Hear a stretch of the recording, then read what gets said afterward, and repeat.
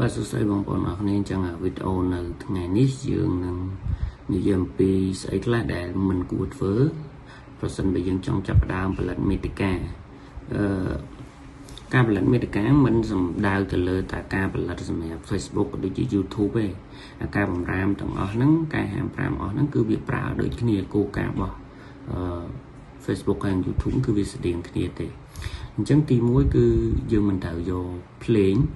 របស់គេយកមកផុសទេហើយការយកភ្លេងរបស់គេមកផុសហ្នឹងមុននឹងក្រោយទេវាជាជាប់ copyright មិនរួចទេគាត់តែមុនហើយនឹងក្រោយទី2គឺយើងក៏ជៀសវាងការយកវីដេអូរបស់គេមកផុសអញ្ចឹងរបស់គេទោះបីយើងកែសម្រួលមិនក៏ដោយទោះយ៉ាងណាក៏វានៅតែជារបស់គេបាទអញ្ចឹងយើងធ្វើខ្លួនឯងទៅគឺវាប្រសើរជាងបាទហើយមួយទៀតគឺ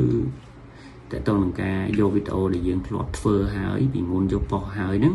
ជៀសវាងការយកវីដេអូដដែលទៅផុសម្សាហើយម្សាទៀតទេឃើញគេផុសម្ដងមានអ្នកមើលច្រើនយើងផុសម្ដងមានអ្នកមើលច្រើនអញ្ចឹងយកវាមកផុសឡើងវិញអាហ្នឹងក៏ជៀសវាងដែរបាទហើយបន្ទាប់ទៀតគឺតើតើនឹងការធ្វើ content ហ្នឹងគឺយើងត្រូវតែព្យាយាមរាល់ថ្ងៃដូចវីដេអូមុនដែរខ្ញុំនៅតែនិយាយចឹងថាប្រសិនបើយើងធ្វើវាគឺត្រូវតែព្យាយាមរាល់ថ្ងៃអត់អាចដេកចាំសំណាងឲ្យផុសមួយថ្ងៃពីរឈប់សិនហើយផុសថ្ងៃពីរឈប់សិនហើយដេកចាំសំណាងថាចាំពីរថ្ងៃហ្នឹងវីដេអូហ្នឹងវាផ្ទុះអញ្ចឹងអត់ទេគឺយើងត្រូវធ្វើរហូតព្យាយាមផុសហើយផុសទៀតទោះបីជា channel ក៏ដូចជា Facebook page របស់យើងអត់មានអ្នកមើលតែកុំខ្វល់ផុសទៀតផុសហើយផុសទៀតចាំមើលលទ្ធផលក្រោយពេលដែលយើងផុស100 200 300វីដេអូទៅអញ្ចឹងពេលហ្នឹងកើតគឺយើងដឹងដែរប៉ុន្តែត្រូវដឹងថាការធ្វើ content របស់យើងគឺត្រូវតែជា content ដែលជួយឲ្យអ្នកមើលគាត់គិតថាវាបានអីដល់គាត់បានភាពសប្បាយរីករាយបានចំណេះដឹងបានអត្ថប្រយោជន៍អីផ្សេងបាទត្រូវតែមានប្រយោជន៍ទៅឲ្យអ្នកមើលបានគេចូលចិត្តមើលទៅផ្ដល់ភាពសប្បាយអាហ្នឹងវាក៏ជាប្រយោជន៍មួយផ្ដល់នៅចំណេះដឹងក៏ជាប្រយោជន៍មួយបាទអញ្ចឹងគឺត្រូវតែធ្វើរាល់ថ្ងៃហើយធ្វើនៅអ្វីដែលមានប្រយោជន៍អូខេអញ្ចឹង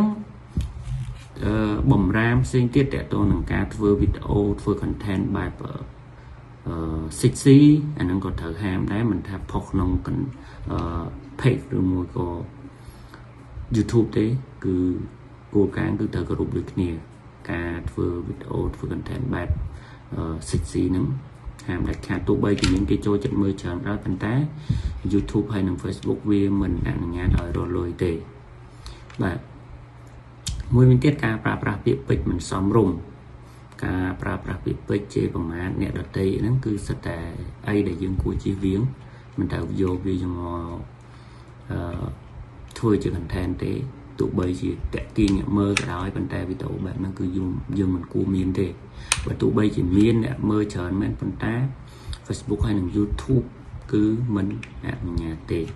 នេះខ្ញុំអត់និយាយ TikTok ទេ TikTok តាមពិតទៅក៏វាមានគោលការណ៍ស្តៀងតែគ្នានឹងដែរទេបាទហើយមួយទៀតគឺយើងត្រូវហាមដែរតើតើនឹង content ដែលធ្វើបែបការប្រើប្រាស់អំពើហិង្សាការប្រើប្រាស់បែបអំពើនិយាយរួមឲ្យតកាយវិការនៅក្នុងវីដេអូនៅក្នុង content របស់យើងនឹងវាបង្ហាញពីលក្ខណៈដែលមើលទៅបែបហិង្សាមិនថាទៅលើមនុស្សលើសត្វលើវត្ថុបោកប្រាស់អីទាំងអស់ហ្នឹងគឺសិតតែជាអីដែលយើងគួរជៀសវាងមិនត្រូវធ្វើទេអញ្ចឹងយើងព្យាយាមមើលទៅតើ content ណាដែលមិនបង្ហាញបែបហិង្សាសូមបញ្ជាក់ឡើងវិញដែរតើតើនឹងវីដេអូបែប 6C អញ្ចឹងរាល់ពេលដែលយើងថតក្មេងហើយនឹងមនុស្សចាស់ក៏ដោយប៉ុន្តែតើតើនឹងការគ្របដណ្ដប់ខ្លួនរបស់គាត់ប្រសិនបើគាត់មើលទៅបែបខ្លួនទៅទេអាហ្នឹងក៏វាខុសគោលការណ៍ដែរវាគិតថាហ្នឹងគឺបែប 6C ឬក៏លក្ខណៈបែបបំពេញអីអញ្ចឹងទៅវីដេអូបង្ហាញរូបរាងកាយហ្នឹងមិនថាមនុស្សធំមិនថាកូនក្មេងគឺយើងមិនគួរធ្វើទេបាទហើយមួយទៀតចុងក្រោយគឺតើតើនឹងការផលិតមាតិកាបែប sensitive អញ្ចឹងបែបរន្ធត់ភ័យ របៀបដែលជិះម៉ូតូលឿននិយាយវាយបហាគេទាំងអស់ហ្នឹងគឺសិតតែយើងមិនគួរយកមកធ្វើជាមេត្តាទេអូខេអញ្ចឹងវីដេអូថ្ងៃហ្នឹងគឺមានតែប៉ុណ្្នឹងទេអ្នកនរគ្នាប្រសិនបើមើលអត់យល់អាចមើលចុះសារឡើងទៅហើយប្រសិនបើមានចម្ងល់អាចខមមិននៅខាងក្រោមវីដេអូបានខ្ញុំរីករាយនឹងឆ្លើយគ្រប់ពេលវេលាមិនថានៅក្នុង Facebook ក៏ដូចជា YouTube ប៉ុន្តែចុងក្រោយកុំភ្លេចជួយចុច follow ក៏ដូចជា subscribe channel ហើយនឹង follow TikTok inbox ដើម្បីទទួលបានចំណេះដឹងផ្សេងទៀតទាក់ទងនឹងការរកលុយជាមួយ Facebook YouTube TikTok ឲ្យទាំងអស់